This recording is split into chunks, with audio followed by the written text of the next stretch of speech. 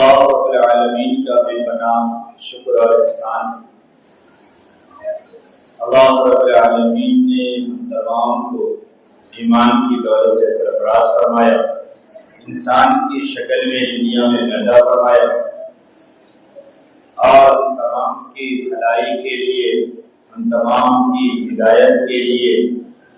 جناب محمد رسول اللہ صلی اللہ علیہ وسلم کی شریعت اور اپنی عظیم کتاب قرآن مجید عطا فرمائی، جو صبح قیامت تک کے لیے اٹل ہے اور حقیقت ہے۔ اللہ رب العالمین نے قرآن مقدس میں جگہ جگہ پر انسان کے زندگی کے ہر پہلو کو اجاگر کیا اور ہر پہلو کو اللہ رب العالمین نے سمجھایا، اور جناب محمد رسول اللہ صلی اللہ علیہ وسلم نے اس کی تشریح کی، اس کو عملاً کر کے دکھایا اور بتایا اور سمجھایا اور سکھایا۔ کوئی ایسا شعبہ نہیں، کوئی ایسا خطہ نہیں، کوئی ایسا موقع نہیں، کوئی صبح و شام نہیں، کوئی موسم نہیں جس کے تعلق سے احکام موجود نہیں، جس کے تعلق سے زندگی گزارنے کے طریقے موجود نہ ہوں، سب موجود ہے۔ آج ہم نے دنیا میں رہنے کے لیے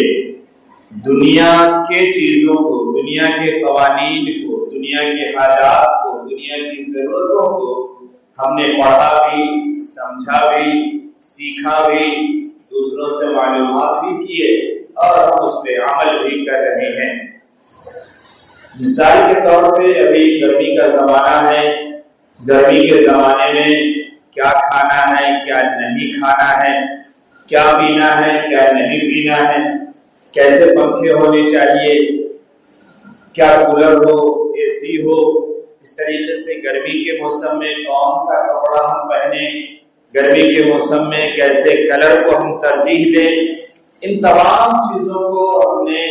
جانا، سیکھا اور پھر ہم اس کے پیچھے لگ گئے اور ہم اس کو کر رہے ہیں۔ اسی طریقے سے سال کے ہر موسم کی بات اور ہر موقع کی بات، دنیاوی اعتبار سے جو بھی ہمارا کام ہے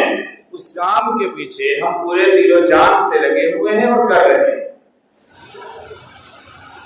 اور اس کام کو کرتے کرتے کئی مرتبہ ہم اچھائی کی طرف چلتے ہیں، دنیا میں اپنے کو اچھا ثابت کرنے کے لیے پھر ہم چلتے کب گناہ کے راہ پہ چلنا شروع کر دیتے ہیں، اور کب ہم معاشرتی اعتبار سے بھی، معاملاتی اعتبار سے بھی اور ایمانی اعتبار سے بھی کب ہم شریعت کے حدود کو کراس کر کے آگے نکل جاتے ہیں، ہمیں اس کی خبر بھی نہیں ہوتی اور ہمیں کبھی اس کی فکر بھی نہیں ہوتی۔ بس ہمارے اندر ایک زون یہ ہے، ہمارے اندر ایک انا کہہ لیجیے، جو ہمارا ایک ایکو سسٹم ہے، جو ہمارے اندر ایک بڑا بننے کی خواہش ہے، وہ بے جان جسے کہتے ہیں، اس کی وجہ سے ہم اپنی ہر ایک چیز کو اپ ٹو ڈیٹ کرتے ہیں اور کرتے رہتے ہیں۔ منع شریعت نے اس بات سے نہیں کیا کہ ہم حالات کے اعتبار سے دنیا کی زندگی نہیں جیے، شریعت نے اس سے منع کی ہے، لیکن شریعت نے اس سے ضرور منع کیا ہے کہ دنیا جیسی بھی ہوگی، جس حال کی بھی ہوگی، گزر جائے گی، اور اگر وہ دنیا حلال کی ہوگی، حلال پر ہوگی، ایمان پر ہوگی، تو پھر اس دنیا کے بدلے میں تمہاری سوچ اور تمہارے خیال سے بھی بڑی اللہ نعمت اور اللہ جنت اور پھر اللہ آشائش اور آرام عطا فرمائیں گے۔ لیکن دنیا ہو، دنیا کی ہر ایک چیز ہماری خواہش کے اعتبار سے ہو، ہماری پسند کے اعتبار سے ہو، لیکن اس میں کہیں نہ کہیں حرام کی ملاوٹ ہو، ناجائز کی ملاوٹ ہو، اس میں کسی بھی طریقے سے ہم ظلم کو ثابت کر دیے، ظلم کو ہم نے ملا دیا ہو، شامل کر دیا ہو سکتا ہے ہماری اس دنیاوی فکر اور دنیاوی سوچ کے اعتبار سے ہم اچھے ہو سکتے ہیں، اچھے کہلا سکتے ہیں، ہم اپنے آپ کو اچھا سمجھ سکتے ہیں، لیکن شریعت کی نظر میں اور اللہ کی نظر میں ہم مبعوث ہیں، اللہ کی نظر میں ہم باغی ہیں، اللہ کی نظر میں ہم مجرم ہیں۔ اللہ کے دربار میں یہ جواب دینا ہے، اللہ کے دربار میں ثابت کرنا ہے کہ جو ہم نے حاصل کیا وہ کیسے حاصل کیا، جو ہم نے اپنایا وہ کیسے اپنایا، وہ ظلم کے ساتھ تھا یا عدل و انصاف کے ساتھ تھا؟ وہ ہمارے حق کا تھا یا ہم نے کسی کے اوپر پریشر بنا کر کے اور کمزور کو دبا کر کے حاصل کیا تھا؟ جو چیزیں ہم نے دنیا میں حاصل کی، جس عیش و عشرت کی زندگی میں ہم رہے، جو ہمارے کھان پین اور پہناوا رہا، یہ ہمارے جائز محنت کا رہا، حلال کمائی کا رہا، حلال ذریعے کا رہا، یا اس حلال کے پیچھے ہم نے کوئی راہ ایسی اپنائی جو راہ گناہ کی طرف جانے والی ہو، حرام اور ناجائز کی طرف جانے والی ہو، لیکن ہم دنیا کی زندگی کو بنانے اور دنیا میں اپنے نام کو اونچا اور اپنی شہرت کے لیے ہم اس کو کرتے چلے گئے۔ اگر ہم نے یہ کیا تو پھر ہم مجرم ہیں، اللہ کے دربار میں بڑی گرفت اور بڑی پکڑ ہونے والی۔ اللہ رب العالمین نے قرآن مقدس میں بار بار ایک بات کو بیان فرمایا اور سمجھایا۔ ایک تو یہ کہ اپنی اصلاح کرو، اگر ایمان والے ہو تو ایمان کے ساتھ وَعَمِلُوا الصَّالِحَاتِ کہ نیک عمل بھی کرو اور نیک عمل کے ساتھ زندگی گزارو۔ یہ اللہ رب العالمین نے ہر آدمی کو ذات کے اعتبار سے، شخص کے اعتبار سے مخاطب کر کے سب کو بیان فرمایا۔ اس کے بعد پھر اللہ رب العالمین نے قرآن مقدس میں بار بار اس بیان کو، اس بیان کو کمیونٹی بیس پہ بھی، معاشرتی زندگی پہ بھی، سوشلی بھی اس بات کو سمجھایا کہ دیکھو تمہارے درمیان، تمہارے محلے میں، تمہارے معاشرے میں، تمہارے خاندان میں، تمہارے گھر میں کوئی اگر برائی ہو اور کوئی برا عمل ہو تو اس برائی پر نظر رکھو، اس بری چیزوں کو روکو، اس برے کام کو روکو۔ اگر تم اپنے انجام پر پہنچ رہے ہو، اگر تمہیں ہر جگہ فیلئر کا سامنا کرنا پڑ رہا ہے، اگر جگہ جگہ تم ناکام ہو، ہر فیلڈ میں تم اگر فیل ہو رہے ہو، اس کی وجہ کیا ہے؟ اس کو تلاش کرو، اس کو سمجھو۔ اور اللہ نے جو میں نے آیت کا ٹکڑا پڑھا اس میں اللہ نے بڑی وضاحت کے ساتھ اس بات کو سمجھایا کہ ان اللہ لا یغیر ما بقوم حتی یغیروا ما بانفسہم۔ اللہ رب العالمین اس قوم کی حالت کو نہیں بدلتا جو قوم خود اپنے آپ کو بدلنے کا ارادہ نہ کرے، اپنے آپ کو سنوارنے کی فکر نہ کرے، جو اپنے آپ کو گناہوں سے نہ ہٹائے، حلال و حرام کی تمیز نہ کرے، اونچ نیچ کو نہ سمجھے، بڑے چھوٹے کو نہ سمجھے، تمام حقوق کو نہ سمجھے، جو لگا رہے گناہوں میں، لگا رہے بے راہ روی میں، اور وہ یہ سمجھے کہ اللہ ہمارے لیے کسی کو بھیج دے گا۔ ہم یہ آج کہتے ہیں، یہ بات سننے کو آج عام ہو گئی، 90% لوگ یہ کہتے ہیں اللہ ہدایت دے گا تو ہم بھی کریں گے، جبکہ اس کے من کے اندر یہ چور بیٹھا ہے اور من کے اندر بیٹھا ہوا شیطان یہ کہلوا رہا ہے کہ اللہ ہدایت دے گا تو کریں گے۔ یہ من کے اندر بیٹھا ہوا چور اور شیطان ہے۔ ہم اتنے غلام نفس کے ہو گئے، گناہوں کے اتنے عادی ہو گئے کہ آج اپنی ذات کے لیے بھی ہم حق اور سچ نہیں بولتے، اس بات کو بھی ایک لوجک کے ساتھ جوڑ دیتے ہیں، ہاں سب ہو جائے گا اور دھیرے دھیرے ہو جائے گا، چھوڑیے نا کیا ان باتوں کے پیچھے پڑے ہوئے ہیں۔ اس طریقے سے آج ہم تکیہ کلام ہمارے ہو گئے گفتگو کے، ہمارے یہاں جملہ چلنے لگا جیسا دیس ویسا بھیس۔ نہیں، یہ ایمان والوں کی شان نہیں ہے،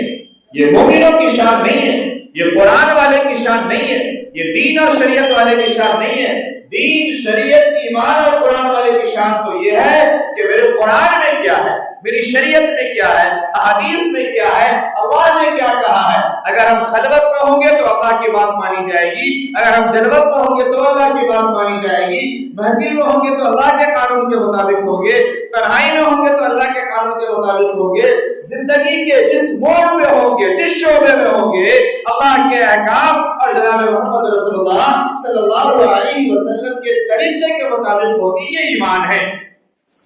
اور یہ ایمان کی پہچان ہے۔ لیکن نہیں، یہ تو